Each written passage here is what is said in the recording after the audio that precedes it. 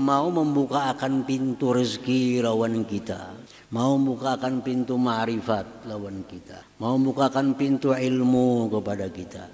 Jadi kita mesti mengetahui cara-caranya kayak apa supaya Tuhan itu ya Allah biha ya Allah biha ya Allah biha husnul khatim. Yang ke-19 dari Asmaul Husna, nama Allah Al-Fattah. Allah Ar-Rahman, Ar-Rahim, Al-Malik, Al-Quddus, As-Salam, Al-Mu'min, Al-Muhaimin, Al-Aziz, Al-Jabbar, Al-Mutakabbir, Al-Khaliq, Al-Bari, Al-Musawwir, Al-Ghaffar, Al-Qahhar, Al-Wahhab, Ar-Razzaq, Al-Fattah. 19. Di dalam Al-Quranul Karim disebut oleh Allah Subhanahu wa Ta'ala, "Qul yajma'u bainana rabbuna thumma yaftahu bainana bil haqq wa huwal fattahul alim." Jadi Al-Fattah ada disebut oleh Allah di dalam Al-Quranul Karim pada surat Saba ayat 26. Qala al-Imam al-Ghazali al-Fattah huwa alladhi yanfatihu bi'inayatihi kullu munghaliq wa bihidayatihi yankashifu kullu mushkil fataratan yaftahul mamalika wa li anbiya'ihi wa yukhrijuha min aidi a'da'ihi wa yaqul inna fatahna laka fathan mubina wa taratan yarfa'ul hijaba an qulubi awliya'ihi wa yaftahu lahumul abwab ila malakuti sama'ihi wa jamali kibriya'ihi wa yaqul ma yaftahillahu lin-nasi min rahmatin fala mumsika laha wa man biyadihi mafatihul ghaib wa mafatihur rizqi fabil hariyyi ay yakuna Imam Al-Ghazali menerangkan tentang makna daripada nama Allah Al-Fattah ini. Al-Fattah itu adalah yang terbuka dengan pertolongannya tiap-tiap yang tertutup. Rezeki tertutup dibuka, yang membuka itu adalah Al-Fattah. Ilmu tertutup, yang membuka pintu ilmu itu adalah Al-Fattah. Langit tertutup, yang membuka pintu langit itu adalah Al-Fattah. Segala yang tertutup daripada anugerah Allah Subhanahu wa Ta'ala, kesehatan, kekayaan, ilmu, pengetahuan, makrifat, itu semua ditutupi oleh Allah. Kemudian dia buka untuk orang-orang yang dia kehendaki. Nah, membuka itu adalah Al-Fattah. Jadi Al-Fattah ini merupakan nama Allah yang sangat penting kita kenal supaya kita bisa dibukakan pintu-pintu ilmu, pintu-pintu rezeki, pintu-pintu ma'rifat, pintu-pintu kebahagiaan dunia akhirat. Dengan mengenali, mengimani nama Allah Al-Fattah ini, nah kita ada harapan dibukakan oleh Allah Subhanahu wa Ta'ala pintu-pintu tadi.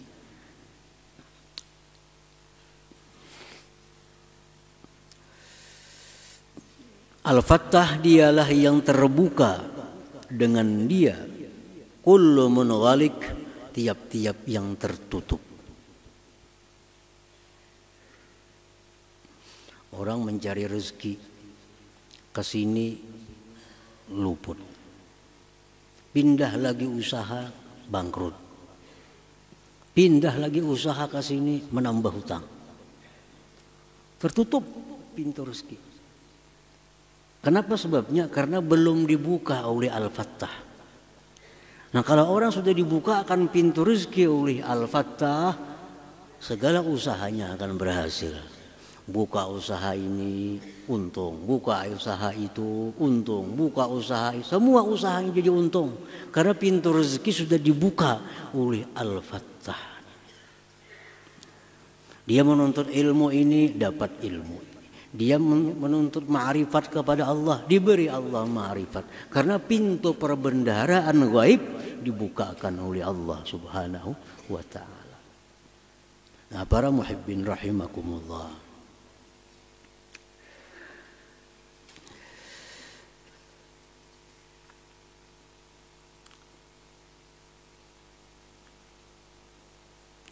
Dan dengan hidayah terbukalah tiap-tiap yang sulit. Kadang-kadang Allah membuka kerajaan-kerajaan untuk para nabinya dan mengeluarkan kerajaan-kerajaan itu dari tangan musuh-musuhnya. Allah berfirman, "Inna fatahna laka fatham mubina." Dulu Rasulullah itu tertutup pintu masuk Mekah. Setelah beliau hijrah ke Madinah, beberapa kali berusaha untuk masuk Mekah, ditutup oleh orang-orang Mekah. Tapi sampai pada saatnya dibuka oleh Allah. Inna fatahna laka, kami bukakan wahai Rasul bagi engkau. Sehingga beliau dengan mudah bisa membuka kota Mekah dan merebutnya kembali dari tangan musuh-musuh Allah Subhanahu wa ta'ala.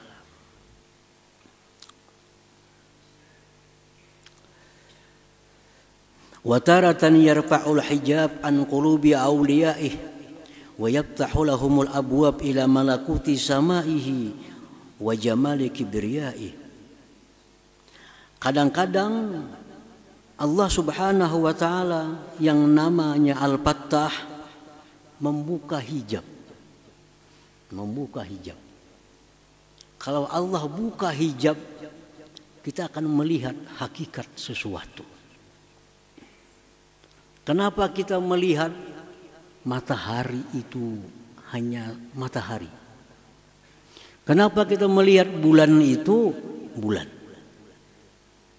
Kita kada bisa melihat apa yang ada di balik bulan itu. Apa yang ada di balik satu nikmat itu. Apa yang ada di balik satu musibah itu. Kita kada melihat. Karena didinding oleh Allah Subhanahu wa ta'ala. Nah, karena didinding oleh Allah, lalu musibah yang datang itu menyedihkan kita. Musibah yang datang itu menyusahkan kita. Kenapa musibah itu buat kita susah? Karena kita didinding oleh Allah tentang di balik musibah itu ada apa. Nah, kalau sudah dibuka oleh Allah dinding, dibuka oleh Allah hijab, sehingga kita bisa melihat apa di balik satu musibah itu. Nah, niscaya kita akan dapat ketenangan. Kita akan dapat kegembiraan. Karena kita sudah tahu ternyata di balik musibah itu ada sesuatu anugerah yang sangat besar yang disediakan Allah Subhanahu wa ta'ala. Nah, akibat sudah dibuka. Dibuka hijabnya, dibuka dindingnya. Kita melihat, ternyata di balik itu ada sesuatu yang luar biasa. Jadi nama Allah Al-Fattah ini mesti kita kenal. Mesti kita imani. Dan mesti kita perdalam, kita kenal supaya kita bisa dibukakan oleh Allah segala macam pintu-pintu perbendaharaan Allah Subhanahu wa ta'ala. Allah Subhanahu wa ta'ala berfirman, "May yaftahillahu lin-nasi min rahmatin fala mumsika laha." Apabila Allah sudah membuka pintu rahmat, ini Allah sudah membuka pintu rahmat kepada manusia, kepada seseorang. Tidak ada seorang pun yang sanggup bisa menahannya. Ini kalau Allah sudah membuka pintu rahmat kepada kita, siapapun yang menghalangi kita, siapapun yang menjegal kita, kada akan berhasil. Karena sudah dibuka oleh Allah pintunya. Kita musuhi, kita halangi, kita fitnah, kita jegal, kita hancurkan nama baiknya, tetap naik. Kenapa? Karena orangnya sudah dibukakan Allah pintu rahmatnya. Jadi apabila Allah sudah membuka pintu rahmat kepada kita, bagaimanapun halangan rintangan kada akan bisa menghalangi. Tetap rahmat itu akan sampai kepada kita. Tapi bila Allah belum buka pintu rahmat, kayak apapun kita mendorong, kayak apapun kita memberi semangat, kada jalan. Macet. Nah, diberi semangat, dinasihati, didoakan, kada mempan. Kenapa? Allah belum membuka pintu hatinya. Kalau sudah Allah buka pintu hati ini orang, maka segala macam kebaikan dengan mudah dilaksanakannya. Nah, para muhibbin rahimakumullah. Wa man biyadihi mafatihul ghaib wa mafatihur rizqi fabil hari ayyakuna fattaha. Tuhan yang padanya kunci-kunci yang gaib. Tuhan yang padanya ada kunci-kunci rezeki. Kunci-kunci yang gaib itu di tangan Allah. Kunci-kunci rezeki di tangan Allah. Maka dia berhaklah bernama Fattah, Al-Fattah, Maha Pembuka. Jadi kalau kita ringkas maknanya Al-Fattah itu yang Maha Membuka. Yang Maha Membuka. Para muhibbin rahimakumullah. Jadi kita kalau hendak minta apa kepada Allah, minta bukakan kepada Allah.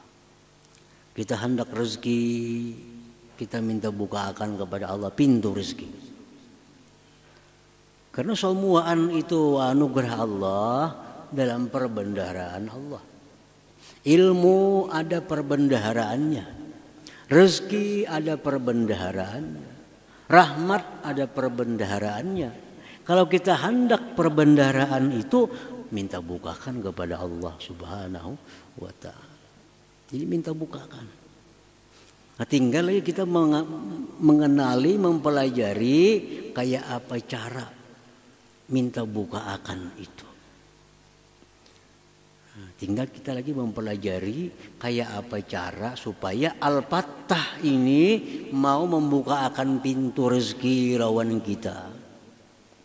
Mau membukakan pintu ma'rifat lawan kita. Mau membukakan pintu ilmu kepada kita. Jadi kita mesti mengetahui cara-caranya. Kayak apa supaya Tuhan itu dengan namanya Al-Fattah ini mau membuka akan pintu-pintu kebaikan itu kepada kita. Nah, para muhibbin rahimakumullah. Paman arada ayyabta Allah lahu abwabal ilim. Barang siapa yang menghendaki Allah bukakan baginya pintu ilmu. Kita hendak minta bukakan kepada Allah pintu ilmu. Kayak apa caranya? Karena kalau kada tahu caranya, kada bakal Allah membukai. Kada bakal dibukakan. Ada caranya. Siapa yang hendak dibukakan Allah baginya pintu ilmu, fa'alaihi bid-du'a wa ta'allumil ilm ma'a adabihima. Nah, ada dua macam caranya supaya Allah buka pintu ilmu. Satu, memohon. Nah, ajukan permohonan kepada Allah. Ajukan doa kepada Allah agar dibukakan pintu ilmu. Yang kedua caranya adalah ta'allumil ilm, belajar ilmu itu. Belajar. Banyak orang yang belajar ilmu tapi gagal. Kenapa? Karena dibuka Allah pintu ilmu. Karena ilmu itu bukan kitab. Ilmu itu bukan buku. Banyak orang yang pandai bisa baca kitab, baca buku, fasih bacaannya. Tapi karena dibukakan Allah pintu ilmu. Sehingga apa yang dia baca itu menjadi sia-sia. Nah jadi supaya kita dapat ilmu, minta buka akan lawan Tuhan pintunya. Kayak apa minta bukaan pintunya itu? Satu, berdoa. Yang kedua, pelajari ma'adabihi dengan adab keduanya. Berdoa, beradab. Menuntut ilmu, beradab. Nah bila dua itu jalan, Allah akan membukakan pintu ilmu kepada kita. Orang anak minta bukai lawang rumah, kita nanti bilang rumah ulang, rumahnya berkunci, nak minta bukai. Ada dua cara. Pertama, assalamualaikum, itu kan, assalamualaikum, beradab, assalamualaikumnya baik-baik. Yang kedua, dikatuk. Nah, mengucap assalamualaikumnya itu ada adabnya. Mengatuk pintu pun ada adabnya. Terlalu nyaring, orang bisa sehari kadang bukai lawang. Nah, mengatuk lawang rumah orang menggendah. Assalamualaikum, kadang orang bukai. Bujure, assalamualaikum. Bujure mengatuk cuma kada beradab. Nah kita berdoa pun, kita belajar ilmu pun, kalau kada beradab, Allah kada akan buka pintu ilmu kepada kita. Kalau sudah menuntut ilmu, ditambah doa, adab, yakin ya, Allah kada menyalahi janjinya, pasti akan membukakan pintu ilmu itu kepada kita. Nah, para muhibbin rahimakumullah, apa adabnya orang berdoa itu? Kayak apa cara permohonan kita yang beradab itu macam apa? Sangat banyak tata caranya, adabnya itu. Yang pertama, cara ringkasnya, ayyuhdiral qalba. Dia hadirkan hatinya. Jadi kita minta bukai pintu itu jangan hanya di mulut. Allah tahu isi hati kita. Jadi mesti mulut minta bukai pintu ilmu, hati pun sama. Jadi kalau berdoa kepada Allah, kalau hanya di mulut kada dihiraukan Allah. Allah kada mengabulkan satu doa min qalbin ghafil, dari hati yang lalai.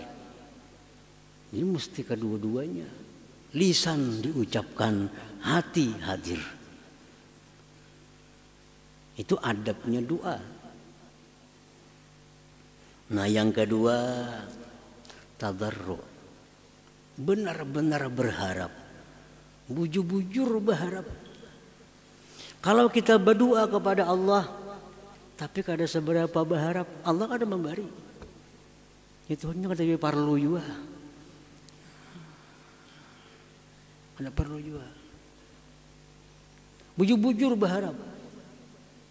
Jadi berharap itu bujur-bujur, hatinya berharap bujur, anggota tubuhnya pun berharap bujur. Ucapannya pun berharap bujur.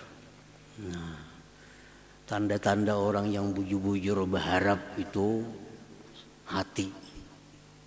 Memang sangat perlu kepada Allah agar dibukakan apa pintu apa kita hendak. Yang kedua, kalimat ini ada penekanan yang kada sama dengan penekanan orang nang kada tapi perlu. Yang ketiga, anggota tubuh pun beda. Orang nang kada tapi perlu itu Angkat tangannya kulirnya. Berdoa tuh, berdoa. Menunjukkan ninya tapi perlu kada berharap minta. Mangkat tangan aja. Kayak apa kayaknya model kada kakaruan tangannya nih. Kita menggeripukakan tangan banu. Nah, ambil berdoa, geripuk tangan. Itu sudah menunjukkan bahwa secara kasat mata aja orangnya kada bujur-bujur minta. Kada bujur minta. Coba kalau bujur, nah, Allahumma ya Allah, kan ketahuan aja. Orang datang lawan kita hendak berhutang, ketahuan aja. Nang bujur-bujur perlu bujur, lain lawan nang tapi perlu. Allah lebih tahu lagi. Jadi mulai hati yang bujur-bujur berharap, gerakan tubuh yang bujur-bujur berharap, kalimat pun bujur-bujur berharap. Nah itu adabnya doa. Adabnya doa. Nampakkan bahwa kita ini bujur-bujur perlu melawan Allah Ta'ala. Yang ketiga, wayulihha, maulang-ulang. Diulang-ulang. Jangan sekali. Diulang-ulang. Diulang-ulang. Anak minta bukakan pintu ilmu kepada Allah. Diulang-ulang. Jangan sekali aja. Ya Allah, bukakan hamba pintu ilmu. Alhamdulillahirrabbilalamin. Mas sekaliannya minta. Sekaliannya. Isuknya sekali ulang. Tuhan ini ada bujur-bujur dan ini. Kenapa disuruh mengulang-ulang bila berdoa itu? Karena Allah Ta'ala itu dengan rahasianya bisa mengabulkan apa yang kita minta di saat kita sudah mengulang permintaan 1000 kali. Ada orang yang dikabulkan Allah doanya di saat dia mengulang doa 10.000 kali mengulang, hanya Tuhan bari. Ya Allah, bukakan pintu ilmu. Ada apa-apa itu dilibatkan oleh Tuhan. Karena Tuhan hanya memberi kalau ini mengulang 10.000, maka ya Allah bukakan pintu ilmu, bukakan pintu ilmu ya Allah, bukakan pintu sehari 10 kali. Nah, isuk kena 10 kali pulang. 1000 hari 10.000 hanya kabul. Ada orang berdoa 1000 kali sudah, kada sing kabulan, bah ampih dah berdoa. Padahal Tuhan menentukan cara 1001 kabul tuh. Cuma 1000-annya ampih.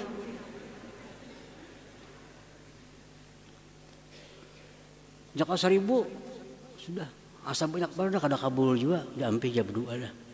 Ganti doa lain aja pulang. Tadi minta ilmu kada mampan, baik minta sugih pulang.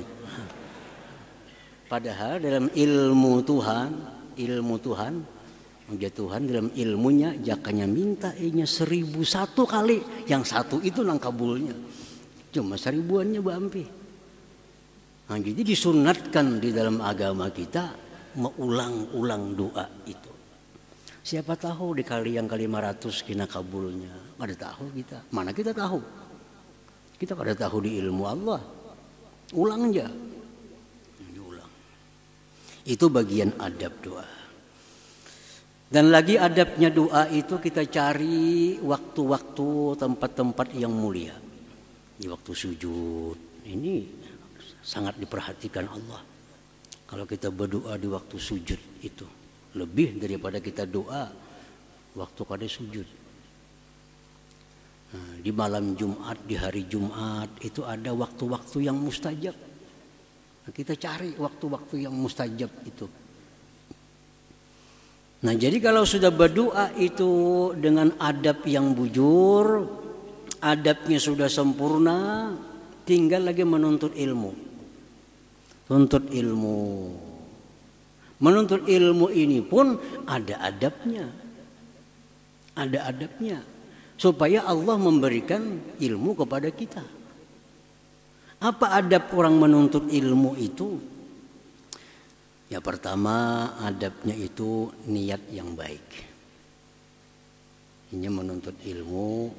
Adabnya satu, niatnya bagus.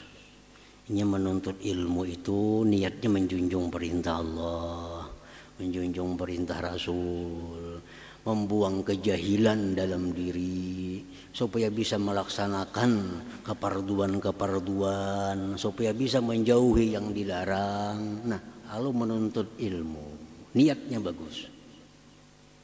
Satu. Yang kedua, adab orang menuntut ilmu itu tamalluk. Nah, tamalluk itu bahasa kitanya cari muka. Cari muka. Cari muka dengan guru. Nah, cari muka kayak apa cara supaya guru itu katuju lawan aku. Karena kalau guru itu katuju apapun pada akan sijin. Tapi kalau guru kada katuju bertakon apa aja udah tahu sini aku. Nah, kalau gurunya sudah kada katuju lawan kita, tutup dah pintu ilmu. Tapi kalau guru katuju lawan kita, nang aneh-aneh pada akan sini. Jadi tidak boleh kita cari muka kepada makhluk Allah selain kepada guru. Dengan cari muka kepada guru, ilmu-ilmu rahasia keluaran yang ada pada guru itu. Itu adab orang menuntut ilmu. Kayak apa cara supaya guru itu katuju lawan seorang ini. Nah, itu adabnya juga. Yang ketiga tawadhu. Tawadhu. Kalau kita nuntut ilmu sombong, kada bakal dapat ilmu dah. Nuntut ilmu tapi sombong, kada bakal dapat ilmu. Mesti rendah hati.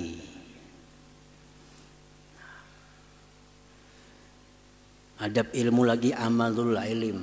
Dapat ilmu sedikit amalkan. Dapat ilmu sedikit amalkan. Belajar wudu, sunat wudu, baku kumur, amalkan baku kumur sebelum wudu. Nah, amalkan. Dan yang terakhir adabnya itu adalah menjauhi dosa. Nah, kalau sudah adab ilmu ini kita laksanakan, adab doa sudah kita laksanakan, Allah kadang mengingkari janji, pasti Allah bukakan kepada kita pintu ilmu. Kita akan diluruk oleh Tuhan, nah ilmu tentang apa yang kita ketahui diberitahu oleh Allah Subhanahu wa taala. Jadi man arada ayyaftahallahu alaihi babal ilmi, siapa yang menghendaki, mengingini dibukakan Allah pintu ilmu. Ilmu ini ada pintu. Ilmu ini barang mahal. Ilmu itu adalah barang mahal. Di mana bukti ilmu itu barang mahal? Inna Allah yu'til mal ala man yuhib wa ala man la yuhib wa la yu'til ilma illa ala man yuhib. Allah itu memberikan harta kepada orang yang dia cintai dan kepada orang yang tidak dia cintai. Makanya orang kafir banyak sugih. Orang takwa banyak juga yang sugih. Kenapa? Karena Allah memberikan harta kepada orang yang dia cintai dan kepada orang yang tidak dia cintai. Wala yu'til ilma illa ala man yuhib. Allah tidak akan beri ilmu kecuali kepada orang yang dia cintai. Kalau orang Allah kada dicintai oleh Allah, kada bakal dapat ilmu. Kada bakal dapat ilmu. Yang dimaksud ilmu ini ilmu yang mendekatkan diri kepada Allah. Bukan ilmu matematika, ilmu hukum itu lain lagi itu. Ini ilmu yang mendekatkan diri kepada Allah Subhanahu wa taala. Kalau hendak mendapatkan ilmu yang bisa mendekatkan diri kepada Allah, kita mesti jadi orang yang dicintai Allah dulu. Kalau orang kada dicintai Allah, jangan dapat ilmu, tulak kamagis ilmunya kada terbuka hatinya. Kalau orang itu kada dicintai oleh Allah, jangankan dapat ilmu, hadir ke majelis ilmu aja tertutup hatinya. Kada terbuka hatinya. Karena ilmu ini Allah kada akan beri illa ala man yuhib, kecuali orang yang dia cintai. Makanya ilmu itu mahal. Ilmu itu ada perbendaharaannya, ada gudangnya. Kada bisa barangan mengambil ilmu. Kada bisa. Kalau ambil emas siapa aja bisa. mendulang, orang takwa, orang kafir, mendulang dapat saja emas. Tapi kalau ilmu maka dakawa. Harus orang yang dicintai Allah. Nah, jadi ilmu ini ada gudangnya, ada pintunya. Nah, ada pintunya. Allah kadang akan membuka pintu ilmu itu kecuali dengan doa dari kita dulu. Doa bujur-bujur tadi, doa yang beradab. Dan menuntut ilmu dengan cara yang beradab. Bila dua itu kita lakukan, Allah akan buka pintu ilmu itu, sehingga kita akan dapat ilmu dari Allah Subhanahu wa taala, yang dengan ilmu itu kita akan dekat dengan Allah Subhanahu wa taala. Nah, para muhibbin rahimakumullah. Jadi yang pertama dulu yang kita bahas ini adalah bagaimana cara untuk supaya Allah bukakan pintu ilmu. Doa, belajar, dan adab. Nah, selanjutnya insya Allah kita akan baca bagaimana Allah membukakan pintu rezeki.